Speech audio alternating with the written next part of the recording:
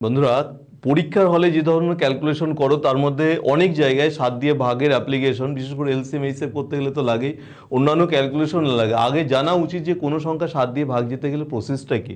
এই যে সংখ্যাটা আছে, এই সংখ্যা 7 দিয়ে ভাগ যাবে জানবো কী করে? বলছে সিম্পল ওয়ে, লাস্ট যে ডেটা আছে তাকে 2 দিয়ে মাল্টিপ্লাই করো, তার আগের থেকে বিয়োগ করো। মতলব 86 একে 2 দিয়ে মাল্টিপ্লাই করে বিয়োগ করে দাও 84। এই সংখ্যাটা যদি 7 দিয়ে ভাগ যায় তাহলে এই সংখ্যা 7 দিয়ে ভাগ যাবে। পরেরটার ক্ষেত্রে একবার চেক করো, এই যে 5 আছে, একে 2 দিয়ে মাল্টিপ্লাই করো 10 হয়। 66 থেকে যেই আমি 10 বিয়োগ করলাম হলো 56, এটা তো 7 দিয়ে ভাগ যায়, তাই সংখ্যা 7 দিয়ে ভাগ যায়।